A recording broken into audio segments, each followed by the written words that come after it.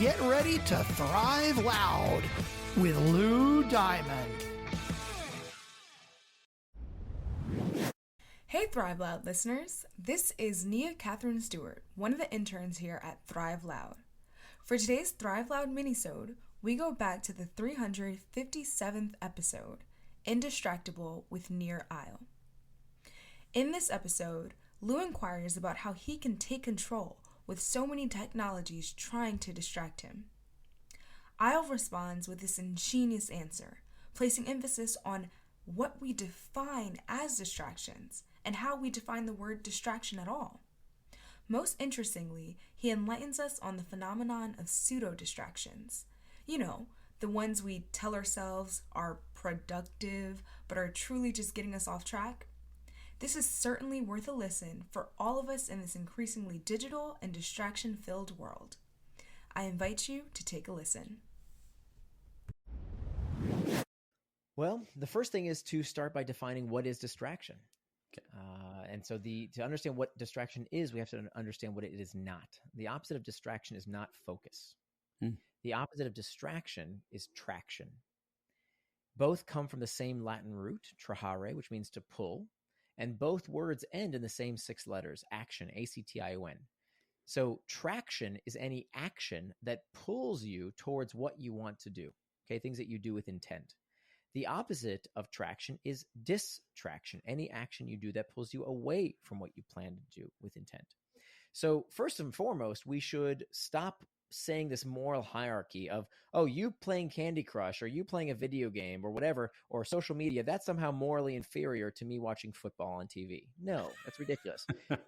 They're both pastimes. There's nothing wrong with either of them as long as you do them in accordance with your values and spend the time the way you want. So my job isn't to be some holier than thou tech Luddite that says stop playing video games, stop using social media. That's ridiculous. There's nothing wrong with those things if you do them on your schedule as opposed to somebody else's. So that's a very important trait. The other thing we need to realize is that, many times we get sucked into what I call pseudo work. Pseudo work is when you feel like you're doing the right thing, you feel like you're making traction, but really it's a distraction. So here's what would happen to me almost every day before I became indistractable. I would sit down at my desk and I said, okay, I'm going to work on that big project right now. I'm going to finish that chapter. I'm going to do those slides. I'm going to do that thing I've been putting off. I'm finally going to do it today. Today's the day. Right after I check email, right? Right after I check that Slack channel, or let me just do that one thing I've been meaning to do. And that is just as much of a pernicious distraction because you don't even realize you've gotten distracted. But by definition, anything that you do that is not what you planned to do is a distraction.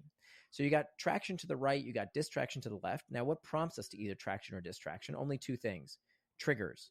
Now, there are 2 types of triggers, external triggers and internal triggers. External triggers are what you mentioned earlier, the pings, the dings, the rings, the visual clutter, people who interrupt you, anything in your environment that prompts you to either traction or distraction.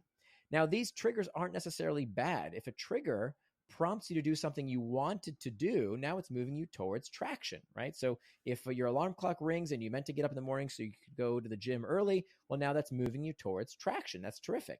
But if you get a notification on your phone while you're with your kids or you're having dinner with your spouse or whatever it might be that you wanted to do, work on that big project at work, if it's moving you towards something you didn't want to do, now it's moving you towards distraction. Mm-hmm.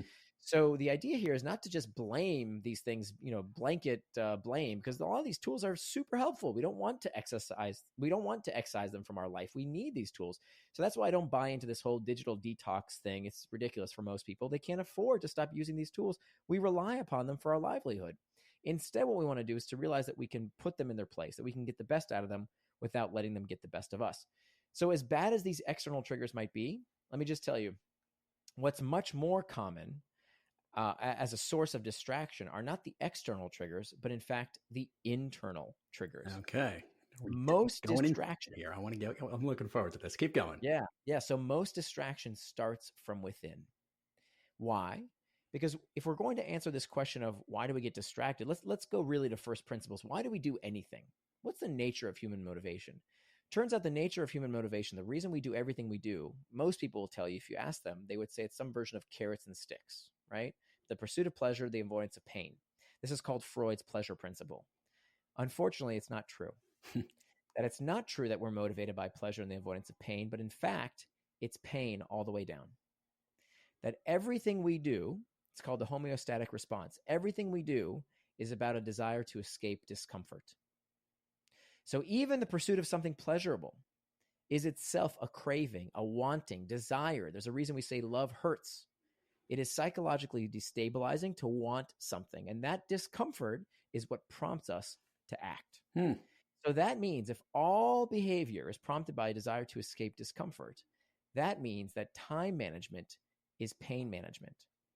So just think about it, right? If you're lonely, check Facebook. If you're uncertain, you Google. If you're stressed, check email.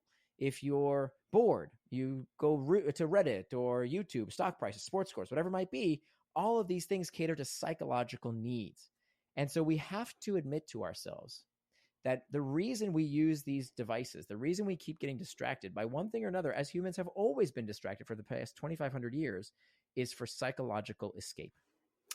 If you sit down at your desk and you can't do your work, it's not your computer that's at fault. If you can't sit down with your kids without taking out your phone, I got news for you. It ain't your phone. There's something else going on in your life, as there was for me in my life, that I was looking to escape from. And it wasn't until we deal with that fact that we can actually conquer distraction. You've been listening to Thrive Loud with your host, Lou Diamond. Head on over to Spotify, Good Pods, or wherever you get your podcasts, and subscribe and listen to all of our incredible episodes. Follow Lou at Thrive Loud everywhere on social media, and head on over to thriveloud.com to connect directly to Lou and learn how you and your business can thrive loud too. Thanks for listening.